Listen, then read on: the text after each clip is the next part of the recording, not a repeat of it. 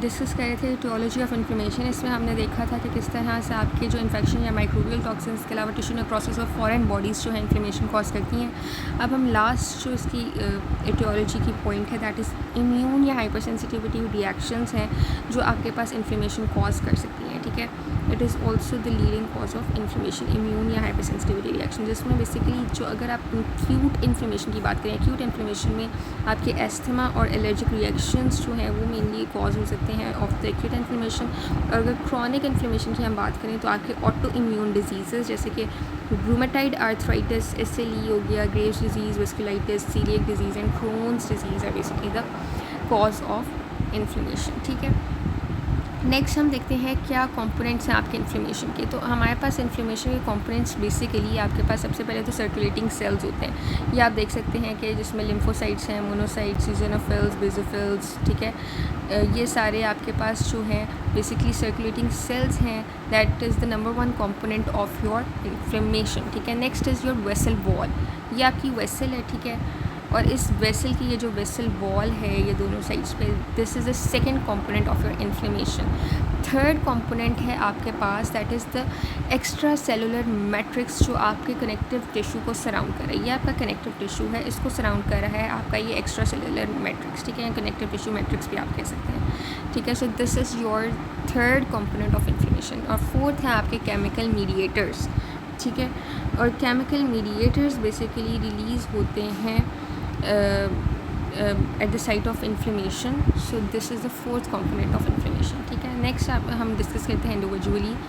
तो हमारे पास सबसे पहले सर्कुलेटिंग सेल्स हैं जिन्हें आप इन्फ्लेमेटरी सेल्स कहते हैं। सो सर्कुलेटिंग सेल्स जिसमें आप या इन्फ्लेमेटरी सेल्स को आप डिवाइड करते हैं ग्रैनुलोसाइट्स एंड ए ग्रैनुलोसाइट्स में। ग्रैनुलोसाइट्स में आपके पास न्यूट्रोफिल्स, इसिनोफिल्स एंड बेसोफिल्स हैं।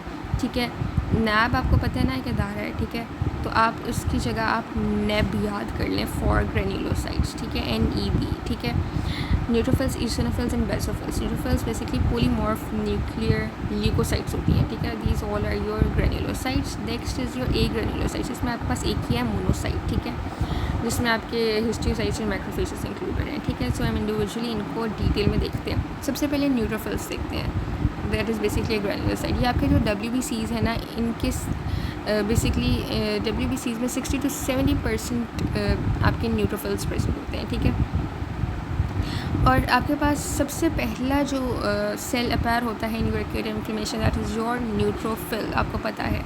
ठीक है, और ये हाईली मोबाइल होते हैं, बैक्टीरियोसिडल होते हैं। ठीक है, बैक्टीरियाज को किल करने में बहुत ज़्यादा हेल्प करते हैं। इसके अलावा ये फेगोसाइटोसिस परफॉर्म करते हैं और ये आपके जो मीडिएटर्स हैं इन्फ्लेमेशन के उनको प्रोड्यूस भी करते हैं और रिलीज़ भी कराते हैं। ठीक है, दैन लिम्फोसाइट्स की अगर हम बात करें तो आपके जो टोटल WBCs हैं उनके 30% जो है दैट आर लिम्फोसाइट्स, यानी 30% सेल्स जो WBCs आर लिम्फोसाइट्स। ठीक है, ये हमारे पास एंटीबॉडीज़ की प्रोडक्शन कराते हैं और इम्यून रिकग्निशन में हेल्प करते हैं। इसमें हमारे पास लिम्फोसाइट्स में जो फर्दर सेल्स आपको नज़र आते हैं उनके टाइप्स में एक T सेल्स हैं और दूसरे B सेल्स हैं, जिन्हें आप T lymphocytes and B lymphocytes भी कहते हैं, और दूसरा आपके पास न्यूरोकाइनेन सेल्स भी हैं। ठीक है, नेक्स्ट है हमारे पास मोनोसाइट्स या मैक्रोफेजेस। ठीक है, मोनोसाइट्स या मैक्रोफेजेस बेसिकली हमारे पास क्रॉनिक इन्फ्लेमेशन के मेन सेल्स होते हैं। ठीक है, सबसे पहले हम मोनोसाइट्स को डिटेल में डिस्कस करते हैं। तो मोनोसाइट्स मेनली हमारे पास क्रॉनिक इन्फ्लेमेशन में आपको नज़र आएंगे। ठीक है, ये न्यूट्रोफिल्स की निस्बत आपको कम नंबर में नज़र आते हैं in case of chronic inflammation. Neutrophils basically these are the main cells of acute inflammation, ये बहुत ज़्यादा अमाउंट में प्रेजेंट आपको नज़र आएंगे इन एक्यूट इन्फ्लेमेशन। लेकिन अगर क्रॉनिक इन्फ्लेमेशन की मेन सेल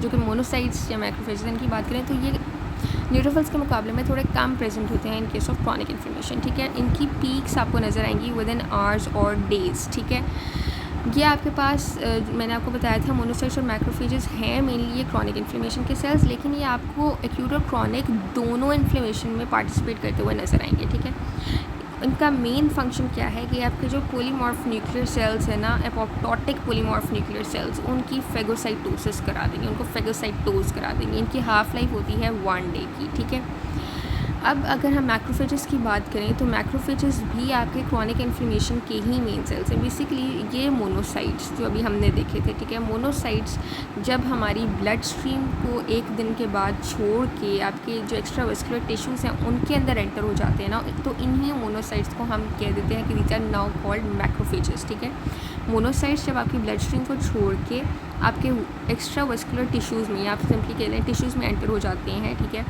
ब्लड स्ट्रीम से जब टिश्यूज़ में मोनोसाइट्स एंटर हो जाएंगे तो उनको हम मैक्रोफेजेस कह देंगे। ठीक है, मैक्रोफेजेस अगर लिवर में आपको नजर आए तो they are basically Kupffer cells in the form of Kupffer cells, nervous system में they are in the form of microglial cells, ठीक है, और लंग्स में they are in the form of alveolar macrophages. ठीक है, अब आपको पता होना चाहिए कि मैक्रोफेज की एक्टिवेशन जो है इससे हमारे पास मुख्तलिफ मीडिएटर्स की जो रिलीज़ है वो होती है। जब भी मैक्रोफेजेस एक्टिवेट होंगे तो हमेशा हमारे पास मीडिएटर्स जो हैं वो रिलीज़ होंगे। ठीक है, इसका भी मेन फंक्शन मोनोसाइट्स की तरह फेगोसाइटोसिस ही है, और ये भी आपके पास दोनों एक्यूट और क्रॉनिक इन्फ्लेमेशन में पार्टिसिपेट करते हैं जस्ट लाइक मोनोसाइट्स।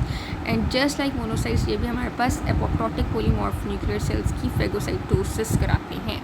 ठीक है, आगे हम देखते हैं तो हमारे पास connective tissue matrix is the second component of your inflammation. पहला कंपोनेंट जिसमें हमने सर्कुलेटिंग सेल्स या इन्फ्लेमेटरी सेल्स डिटेल में डिस्कस कर लिए, जिसमें ग्रेनुलोसाइट्स एंड ग्रेनुलोसाइट्स हमने डिस्कस किए।